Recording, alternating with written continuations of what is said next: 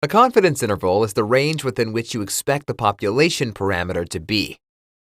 And its estimation is based on the data we have in our sample.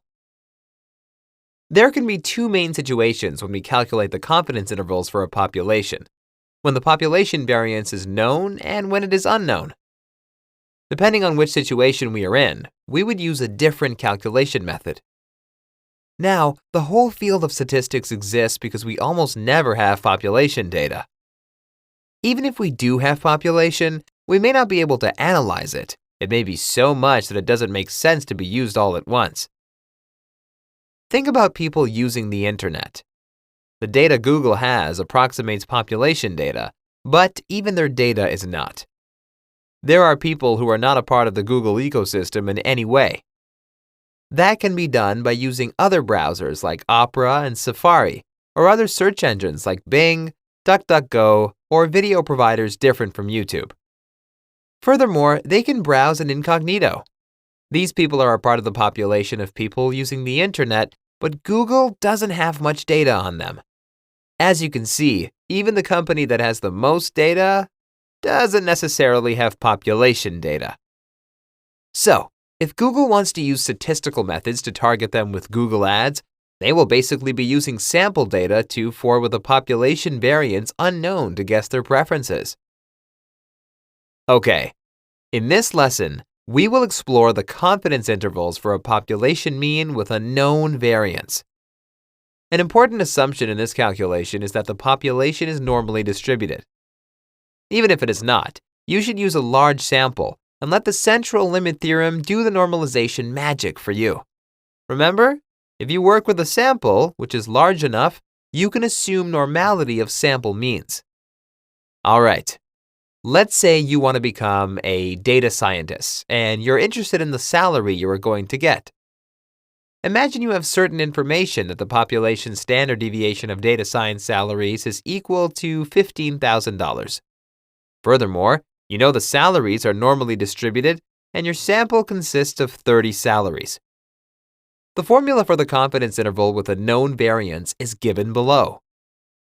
The population mean will fall between the sample mean minus z of alpha divided by 2 times the standard error and the sample mean plus z of alpha divided by 2 times the standard error. The sample mean is the point estimate. You know all about the standard error already, so let's compute it using the formula. What we have left is the so-called reliability factor, z of alpha divided by 2. Z is the statistic that we've described earlier, the standardized variable that has a standard normal distribution, right?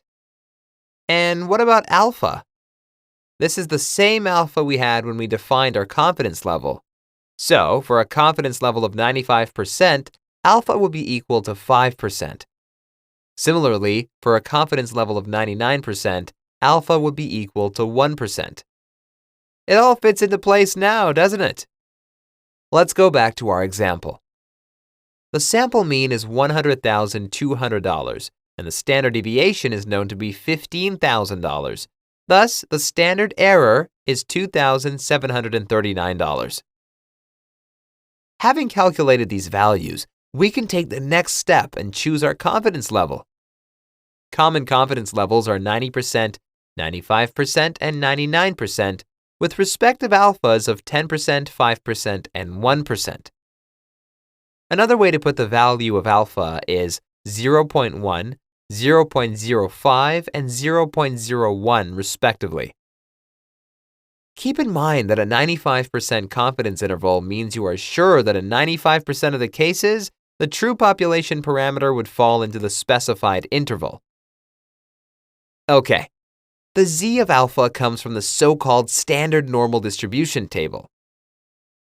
It is best to first see it and then comment on it. Let's say that we want to find the values for the 95% confidence interval. Alpha is 0.05. Therefore, we are looking for z of alpha divided by 2, or 0.025.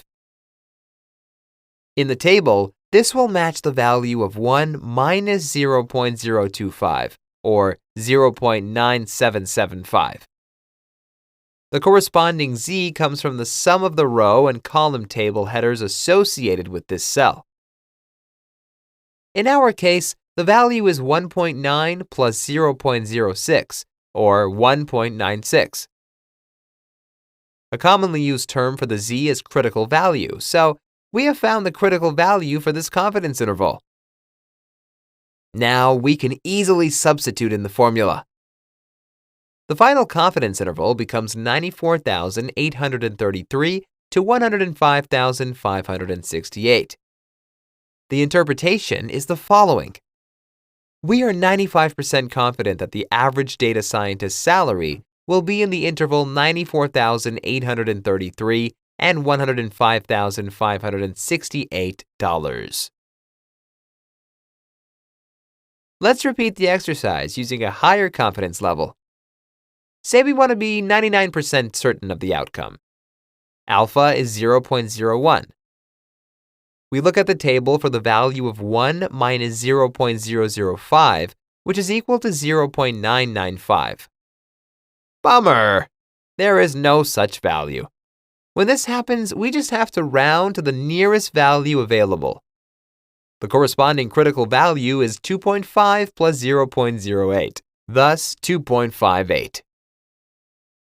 We plug it into our formula once more, and the new confidence interval is equal to 93,135 and 107,206.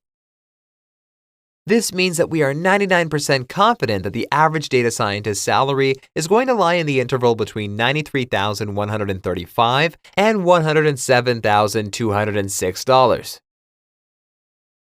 Please note that in this case, there is a trade-off between the level of confidence we chose and the estimation precision. The interval we obtained is broader. The opposite is also true. A narrow confidence interval translates to higher uncertainty. Makes sense, right? If we are trying to estimate the population mean and we are picking a larger interval, we are increasing our chances of having an interval that actually includes the mean. And vice versa. If we want to be more specific about the population mean range, this will take away from our confidence about this statement. Okay, this lecture was a bit longer, but very insightful. Don't skip the exercises provided. They will help you reinforce the knowledge about this concept, which is fundamental for everybody who wants to work with numbers in their job. In the next few lessons, we will study some particular cases and teach you how to find confidence intervals for them. Thanks for watching.